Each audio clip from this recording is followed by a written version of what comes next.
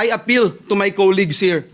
Dear colleagues, kung kayo ho dito ang isa sa mga pinangalanan, kahit wala hong ebidensya, kung kayo po dito ang ginawan ng, sabi nga ni Senator Cayetano, hindi screenshot picture ng isang telepono. Kayo ho yung gawan ng ganun. Kayo ho yung gawan na sabihin, idinala sa bahay nyo yung pera. Doon po sa simbahan ng JIL Church. Mr. President, hindi ko ho alam kung anong mararamdaman nyo kung nasa sapatos ko po kayo. Kahit ho si Satanas, hindi papayag dun sa script niya. Tatanggap ka ng suhol sa simbahan. Tapos, kung ano yung sabihin niya, yun ang masusunod. Doon ako sa PNP custodial. Doon ako sa Senado ngayon, nagbago na isip ko, and then susunod do tayo.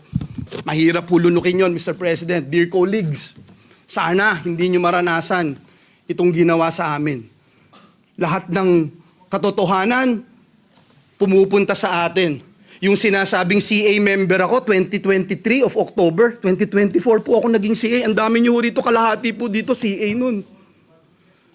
2023, sabi, kino-confirm si Secretary Bonoan. 2022, confirmed si Secretary Bonoan. Paulit-ulit po ako dito, wala akong flood control, walang maiturong flood control. And yet, ito, paniniwalaan. Nasa news, nasa lahat po. Dito sa atin, binanggit yung mga kongresista, pero wala, parang falling to deaf ears, Mr. President. Again, Mr. President, hindi ko kailangan na may sumuporta sa akin dito sa Senado. Kahit isa po dito sa Senado, I appreciate yung mga naniniwala. Kung hindi kayo naniniwala, it's not my problem.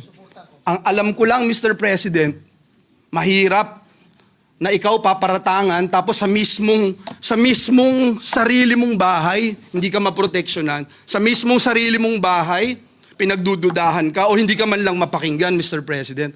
At parang ang nagiging dating ngayon, kung ano ang gusto ni Bryce, nitong assistant district engineer, siya po yung masusunod. So yun lang.